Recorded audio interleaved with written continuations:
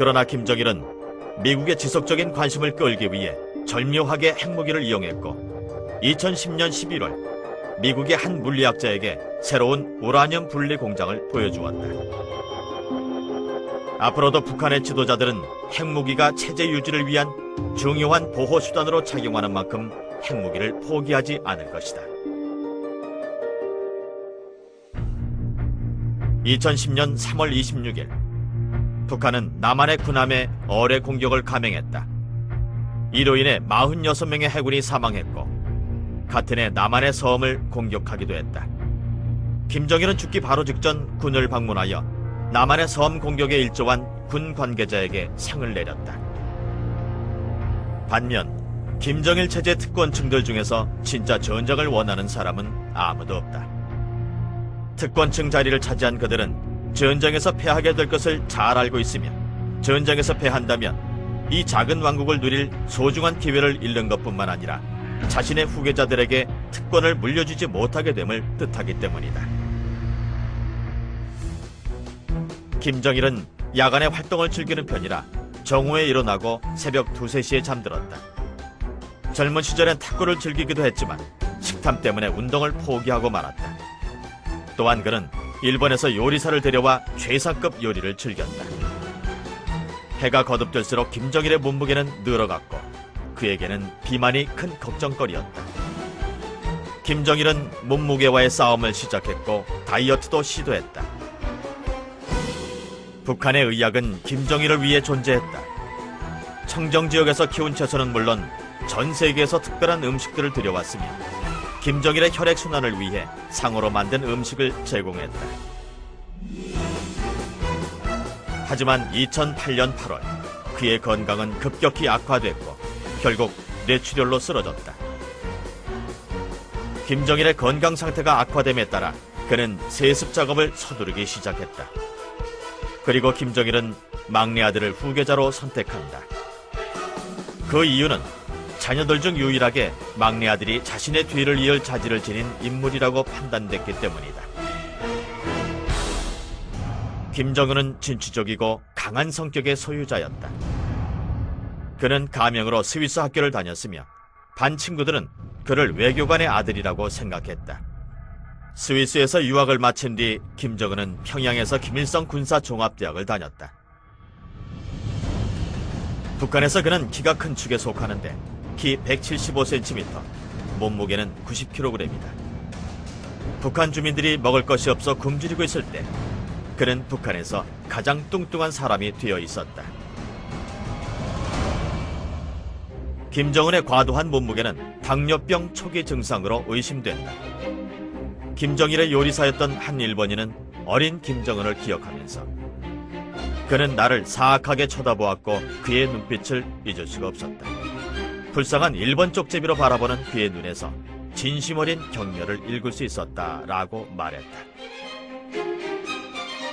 김정은은 아버지 김정일을 연상시키는데 특히 성격 면에서 많이 닮았다. 외모상으로는 그의 할아버지인 김일성과 많이 닮았는데 이것은 그의 세습을 주민들에게 정당화시키기 위한 중요한 요소 중 하나이다. 할아버지와 똑같은 코트와 머리 스타일을 하는 것도 바로 그런 이유에서다.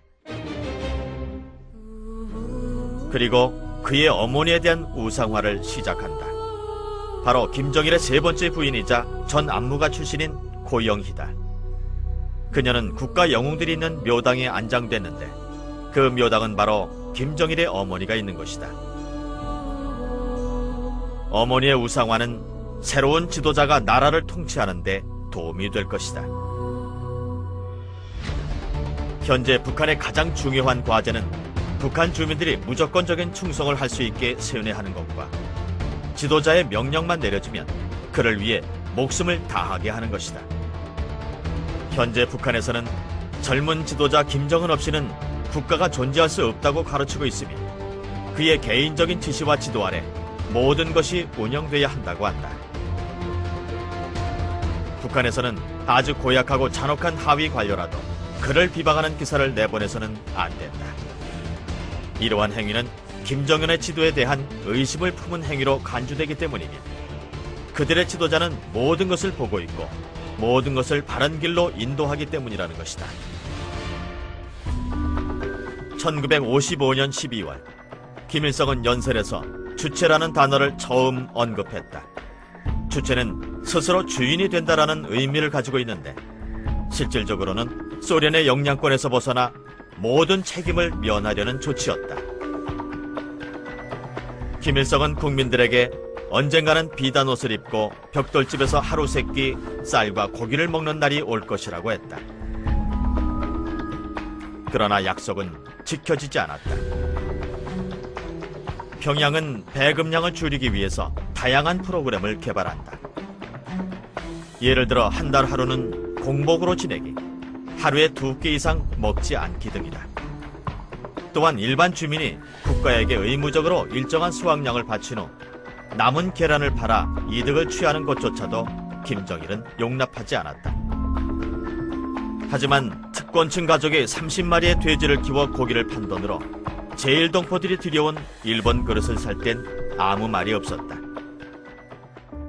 김일성은 국민들을 아무것도 소유하지 않고 원하지도 않는 슈퍼맨으로 만들고 싶어 했다. 그가 생각하는 이상적인 사람은 물리적인 부를 위해서가 아니라 오직 국가를 사랑하는 마음으로 일하고 김일성을 사랑하며 북한의 역사는 모두 김씨 왕조가 이루어낸 업적으로 쓰인다는 것을 이해하는 사람을 말한다. 김일성은 자신의 군주 체제를 후세에 남겼다. 그래서 3대가 정권을 물려받고 있다. 북한에서 김씨의 왕조는 마치 살아있는 신처럼 받아들여지며 신과 맞서고 경쟁하는 것은 있을 수가 없는 일이다. 정권에 대한 공포는 일반 노동자부터 시작해서 노동당원까지 모든 사람들의 마음속에 깊숙이 파고들고 있다. 이런 상황은 김정은이 할 일을 덜어주는 것이다. 김정은은 할아버지와 아버지의 유산인 완전한 유일체제 국가를 물려받게 됐다. 또 그에게는 협력자들이 있는데 그들도 김정은과 같이 이 체제가 유지되길 바라는 사람들이며 그 수는 가족을 포함하여 약 100만 명인 것으로 추산된다. 그중 조선노동당위원회와 국방위원회의 특권층들은 이웃 중국의 경우처럼 안정적이고 편안한 생활을 누리려고 한다.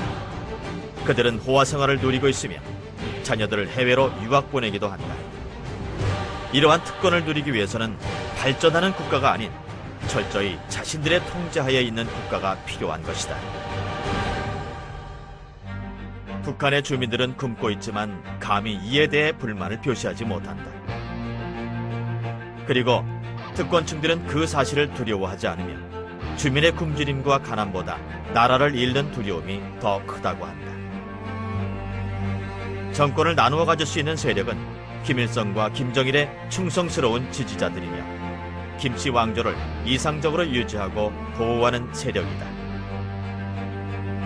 북한의 특권층들은 사회주의가 무너지고 남북이 통일되면 그들에게 좋지 않을 것이라는 것을 잘 알고 있다. 따라서 북한은 마지막까지 버틸 것이 자명하다.